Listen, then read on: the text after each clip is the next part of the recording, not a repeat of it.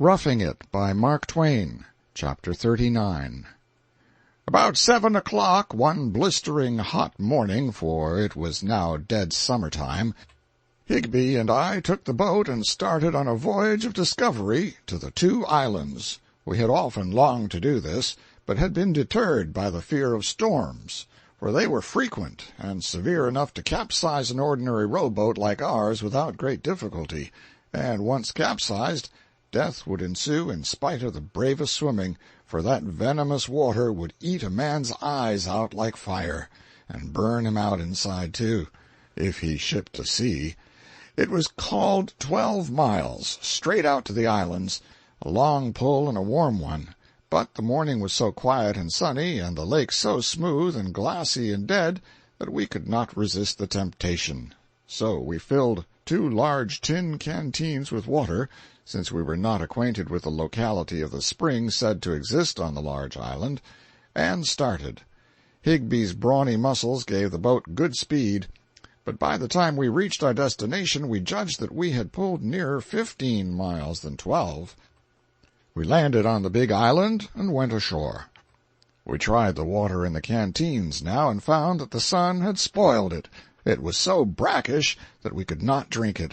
So we poured it out and began a search for the spring, for thirst augments fast as soon as it is apparent that one has no means at hand of quenching it.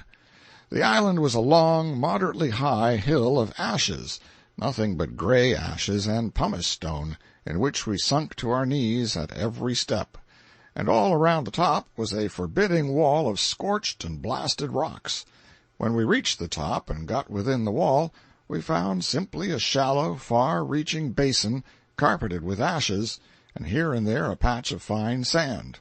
In places picturesque jets of steam shot up out of crevices, giving evidence that although this ancient crater had gone out of active business, there was still some fire left in its furnaces. Close to one of these jets of steam stood the only tree on the island, a small pine of most graceful shape and most faultless symmetry. Its color was a brilliant green, for the steam drifted unceasingly through its branches and kept them always moist. It contrasted strangely enough, did this vigorous and beautiful outcast, with its dead and dismal surroundings. It was like a cheerful spirit in a mourning household. We hunted for the spring everywhere, traversing the full length of the island, 2 or 3 miles, and crossing it twice, climbing ash hills patiently, and then sliding down the other side in a sitting posture, plowing up smothering volumes of gray dust. But we found nothing but solitude, ashes, and a heart-breaking silence. Finally we noticed that the wind had risen, and we forgot our thirst in a solitude of greater importance. For, the lake being quiet, we had not taken pains about securing the boat.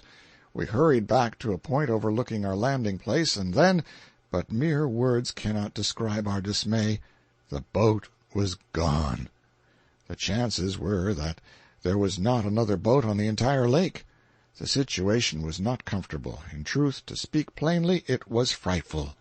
We were prisoners on a desolate island, in aggravating proximity to friends who were for the present helpless to aid us, and what was still more uncomfortable was the reflection that we had neither food nor water. But presently we sighted the boat. It was drifting along leisurely, about 50 yards from shore, tossing in a foamy sea. It drifted and continued to drift, but at the same safe distance from land, and we walked along abreast it and waited for fortune to favor us. At the end of an hour it approached a jutting cape, and Higbee ran ahead and posted himself on the utmost verge and prepared for the assault. If we failed there, there was no hope for us. It was driving gradually shoreward all the time now, but whether it was driving fast enough to make the connection or not was the momentous question. When it got within 30 steps of Higbee, I was so excited that I fancied I could hear my own heart beat. When a little later it dragged slowly along and seemed about to go by, only 1 little yard out of reach, it seemed as if my heart stood still, and when it was exactly abreast of him and began to widen away, and he still standing like a watching statue, I knew my heart did stop, but when he gave a great spring the next instant and lit fairly in the stern, I discharged a war-whoop that woke the solitudes.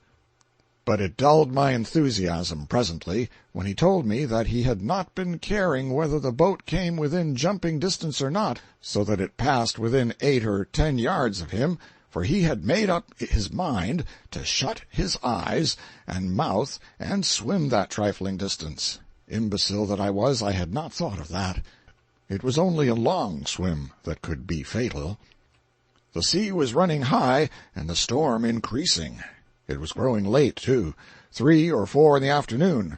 Whether to venture toward the mainland or not was a question of some moment. But we were so distressed by thirst that we decided to try it, and so Higbee fell to work, and I took the steering oar. When we had pulled a mile laboriously, we were evidently in serious peril, for the storm had greatly augmented. The billows ran very high and were capped with foaming crests. The heavens were hung with black, and the wind blew with great fury. We would have gone back now, but we did not dare to turn the boat around, because as soon as she got in the trough of the sea she would upset, of course. Our only hope lay in keeping her head on to the seas. It was hard work to do this, she plunged so, and so beat and belabored the billows with her rising and falling bows. And now and then one of Higbee's oars would trip on the top of a wave, and the other one would snatch the boat half round in spite of my cumbersome steering apparatus. We were drenched by the sprays constantly, and the boat occasionally shipped water. By and by, powerful as my comrade was, his great exertions began to tell on him, and he was anxious that I should change places with him till he could rest a little. But I told him this was impossible, for if the steering oar were dropped a moment while we changed, the boat would slew around into the trough of the sea, capsize, and in less than 5 minutes we would have 100 gallons of soapsuds in us, and be eaten up so quickly that we could not even be present at our own inquest. But things cannot last always. Just as the darkness shut down, we came booming into port, head on. Higbee dropped his oars to hurrah. I dropped mine to help. The sea gave the boat a twist, and over she went. The agony that alkali water inflicts on bruises, chafes, and blistered hands is unspeakable, and nothing but greasing all over will modify it. But we ate, drank, and slept well that night, notwithstanding. In speaking of the peculiarities of Mono Lake, I ought to have mentioned that at intervals all around its shores stand picturesque turret-looking masses and clusters of a whitish, coarse-grained rock that resembles inferior mortar dried hard. And if one breaks off fragments of this rock, he will find perfectly shaped and thoroughly petrified gulls' eggs deeply embedded in the mass. How did they get there? I simply state the fact, for it is a fact, and leave the geological reader to crack the nut at his leisure and solve the problem after his own fashion. At the end of a week we adjourned to the Sierras on a fishing excursion, and spent several days in camp under snowy Castle Peak, and fished successfully for trout in a bright miniature lake whose surface was between 10 and 11,000 feet above the level of the sea.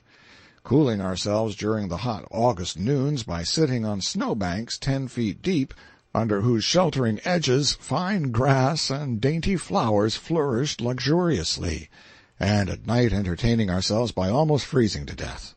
Then we returned to Mono Lake, and finding that the cement excitement was over for the present, packed up and went back to Esmeralda.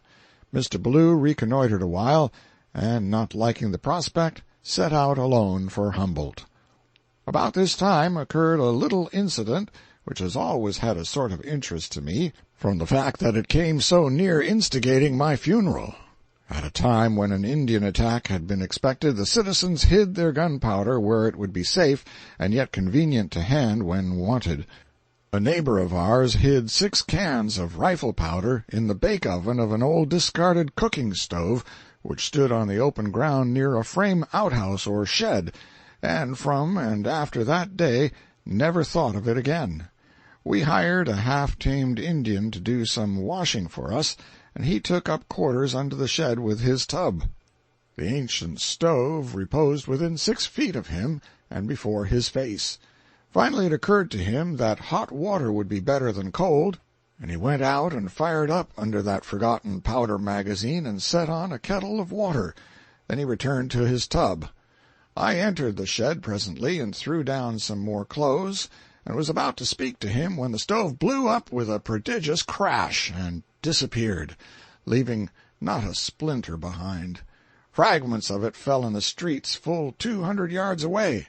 Nearly a third of the shed roof over our heads was destroyed, and one of the stove lids, after cutting a small stanchion half in two in front of the Indian, whizzed between us and drove partly through the weatherboarding beyond. I was as white as a sheet and as weak as a kitten and speechless. But the Indian betrayed no trepidation, no distress, not even discomfort. He simply stopped washing, leaned forward, and surveyed the clean, blank ground a moment, and then remarked, "Damn stove, heap gone," and resumed his scrubbing as placidly as if it were an entirely customary thing for a stove to do. I will explain that heap is Injun English for very much. The reader will perceive the exhaustive expressiveness of it in the present instance. End of chapter 39.